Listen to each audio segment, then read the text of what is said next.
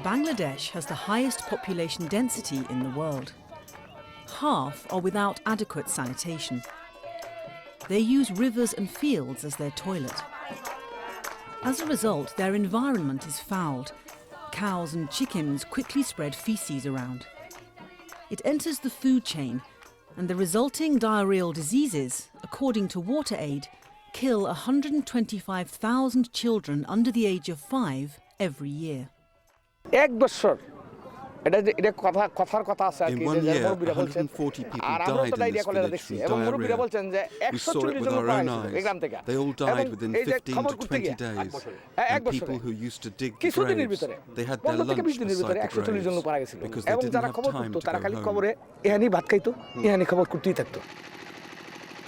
But a remarkable change is taking place. Kamal Kar is helping communities install hygienic sanitation equipment. But he's not doing this by giving away free or subsidised toilets. Instead, he is encouraging people to fix their own sanitation problems. Kamal is doing this through a carefully planned awareness-raising exercise called Community-Led Total Sanitation, or CLTS. In a country where almost half the population lives below the poverty line, can this radical approach really work?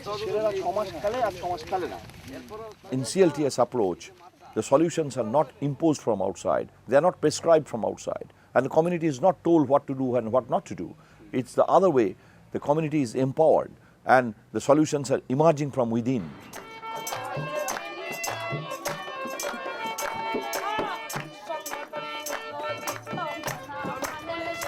These floodplains are amongst the most fertile lands on Earth.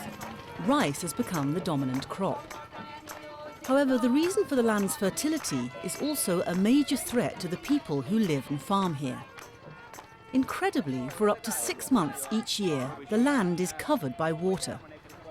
And with the water comes an increased threat of diseases such as cholera from poor sanitation.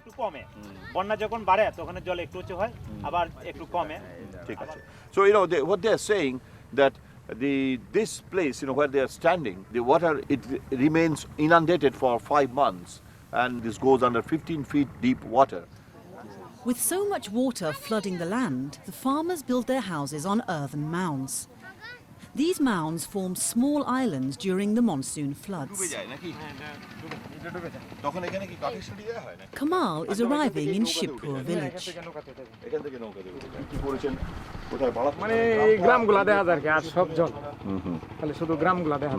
The MONARANJAN is saying that during monsoon, you don't see anything. You see water and water and water. And it looks like an ocean.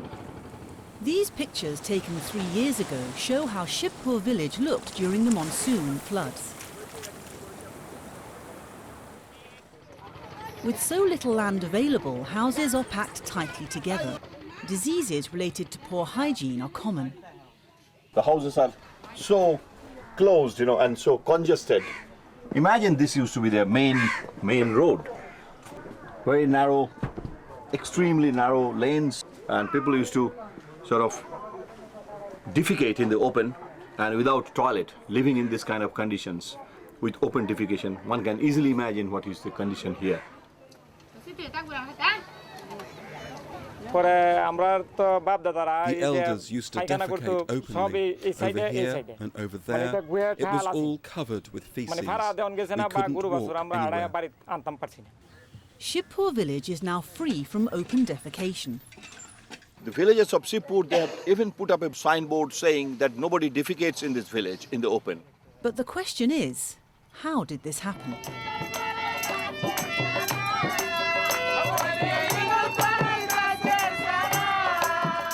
To find out, Kamal took us to Jagannathpur, a village in the north of Bangladesh. His team are workers from CARE, an aid organisation.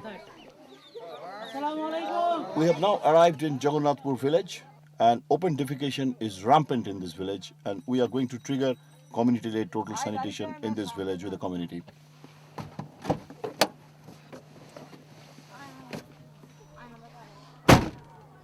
On entering the village, Kamal walks through a bamboo grove. You see, these are the places, where generally people come to defecate in the open. Look at this place, it's all smeared with feces.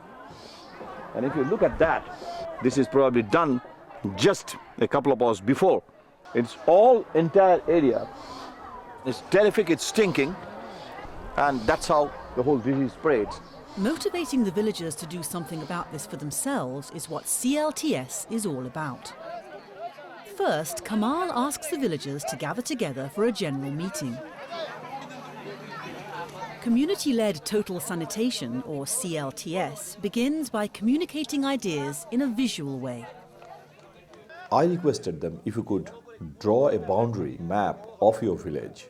Use these colored powders, to indicate the boundary of the village and the main roads, So lots of people came and the women came. There was a kind of a pandemonium, and it was chaos, Then we had the small pieces of papers and I showed them those cards. I said, look, this is a house. Just pick up one card and put it exactly where your house was, The first question I asked them, how many of you defecated in the open today in the morning? There was a big laughter and kind of thing. Some raised hand and some were hesitating. But then I asked them, okay, where do you go to defecate? So there was a huge laughter, but people started coming in and everyone almost, they came and they picked up some yellow powder and put it.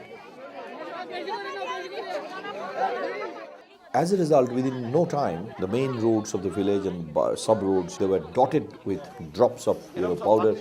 Then after this, I asked them, okay, suppose, you are having a stomach problem, you're running a diarrhea, in the middle of the night, it's raining. Would you walk up to such a thing long distance? In an emergency situation, where would you defecate? They said, I go behind your house and you come to behind my house. And then I said, okay, pick up that powder and put it where you do it, your emergency defecation. Then the whole map, everywhere the map was full of heaps of yellow powders. Kamal then asks the villagers to calculate the amount of feces they produce per day. The final thing came up to 211 kilogram per day. And that was written on a big chart.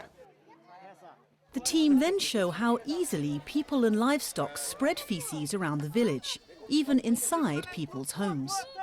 And then after that, there was the discussion that, if this is coming back to your home and is there any impact on your health? Then there was a big uproar. They said, yes, it is. I mean, it's all bad impact, and diarrhea and cholera. Those names of those diseases were written up. At this point, Kamal stuns the audience. He asks if he can take a photo of any villagers who are happy to eat another's feces. The aim is to shame the villagers into action. It was very fast moving towards the ignition moment.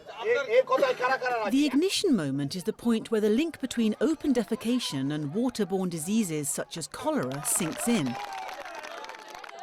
The moment where the first villager walks forward to say he or she will build a toilet.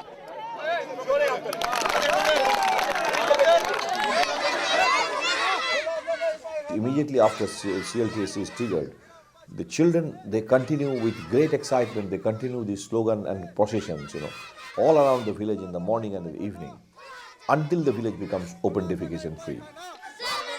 The whole thing, it's a fun. But through the fun, people realize and start unpacking, exploring the reality of their life. The most important thing in CLTS is that outsiders are definitely not asking the community to stop open defecation or change their hygiene behavior practice. Just empowering them and helping them to analyze their own sanitation profile and sanitation situation. Everyone is a human being, and no one wants to live in a filthy condition.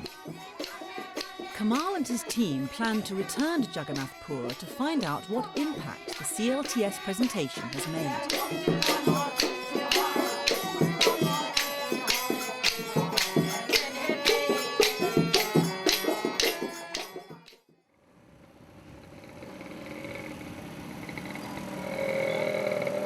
3 days ago, these field workers from CARE undertook a community-led total sanitation presentation at Jagannathpur. Today, they are returning to find out what's happened. On arrival, the team are taken on a tour around the village.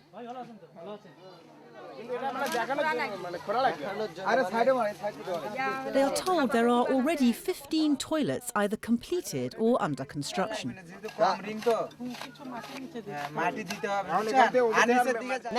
haven't done it before. Why now? Since we found out that open defecation can bring disease, that's why we started this. The group moves on to find another toilet being dug out at the house next door. We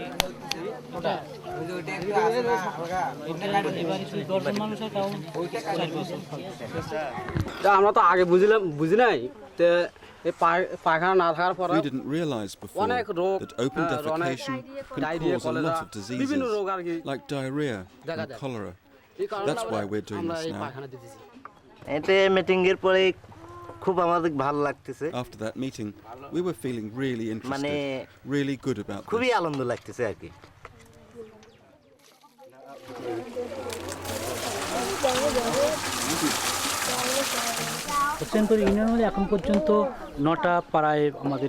CLTS has now spread to 9 different villages around here, and out of those, 5 have 100% toilet coverage, and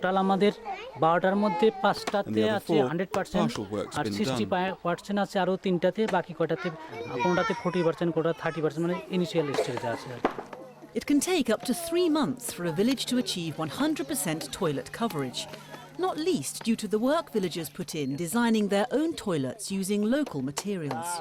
There is huge amount of local knowledge that exists in the minds of the people, and engineering knowledge for that matter. And they go into for whole innovative approaches and they develop things, you know. If we bring the technology and prescriptions from outside, it blocks them. Concrete ring slab toilets are one of these outside designs criticised by KAMAL.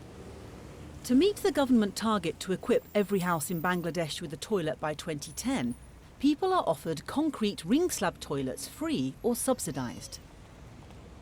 However, they have not always proved popular. Some end up as cattle troughs.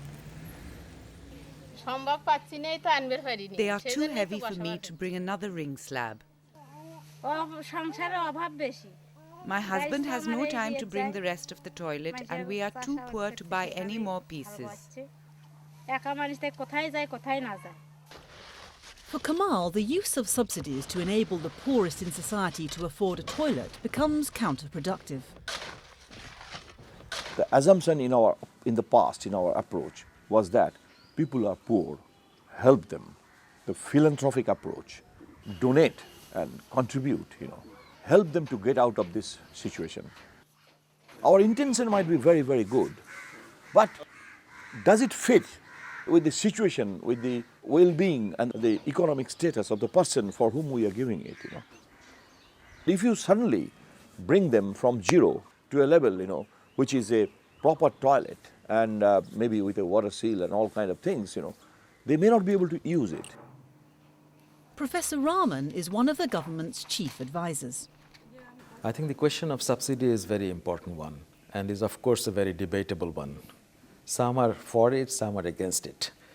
But the realistic situation is the economic condition of the country is in such a position that you need to support at least 20–30% of the people to get the basic facilities. Is supporting the bottom 30% of the people through subsidised toilets such as ring slabs the right way to go? SAIDUR Rahman SARKER heads a local government union. He believes the subsidised ring slabs can work, but only when combined with CLTS.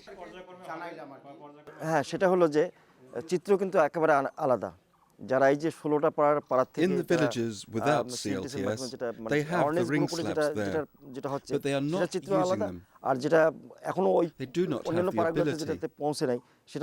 The picture is completely different in the 16 villages where they are aware of CLTS. There, they're being used.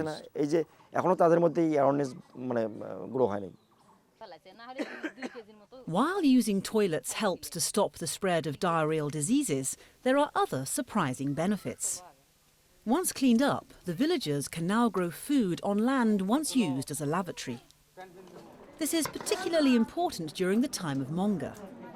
Monga is the period of seasonal hunger between sowing and harvest when there's no work. Now the old open defecation areas are used for growing vine potatoes on a big scale, a practice that had fallen out of use. This indigenous technology was already there, but it was lost. In the process of so many modern farming, this and that, this was lost. CLTS brought it back. Social solidarity is nothing new in Bangladesh, you know. It used to be there and very much there in different forms. In the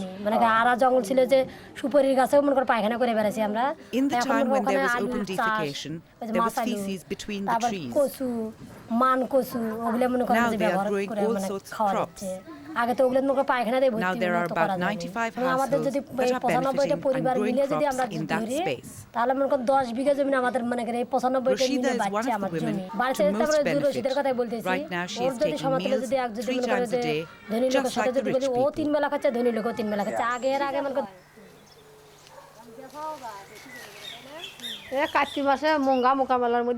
During the Monga, there were no jobs and there was nothing to eat. We were starving. Sometimes we only ate every other day. I had to sell the roof from my house. Now we are better.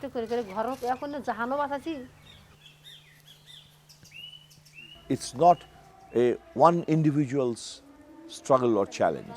It's a challenge of the community as a whole, in totality. That is why we call it community-led.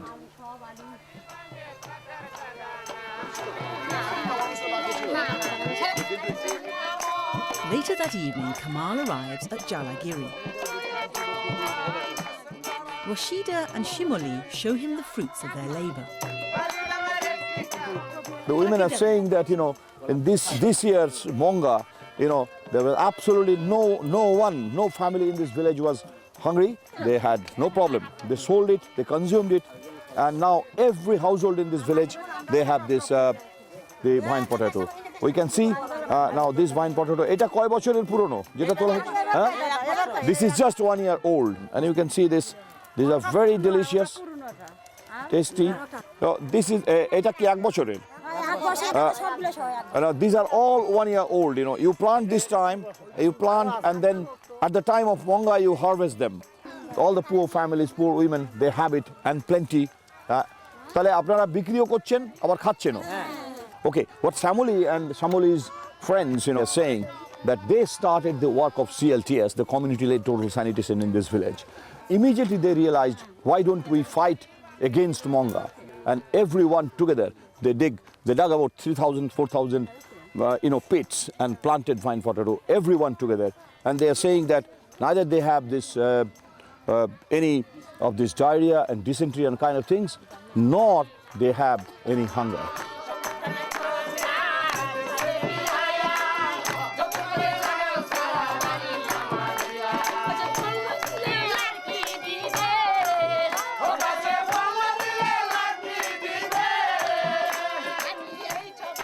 CLTS has produced other surprises, not just in the fight against disease and hunger. It's helped save people's homes and livestock from the annual monsoon flooding. This group of villages are protected by a common dike. Erosion eats away at the earthen banks. If there's a failure in one section, all suffer. About 33 villages in 2 unions, you know, around this river used to get inundated. In some of the houses, you know, the water used to come up to neck deep water, you know, and that water used to stay there for a month. So all the livestock, the chicken and dogs and everything, all domestic animals used to die, and the ফসলেরও ক্ষতি হতো নাকি? All crops and everything used to get damaged. আমাদের এই এক নম্বরেতে এই দুটো union মিলে কমপক্ষে 20 কোটি টাকা খরচ 20 কোটি টাকা খরচ. What they are saying that, you know, in these 2 unions, all the villages, every year they used to incur a loss of 20 crores of taka, which is a huge amount of money. United by CLTS, the villagers formed a common front, lobbying local government, the water board and others to repair the damaged sections of the dike. And where works were slow to commence, they carried out repairs themselves.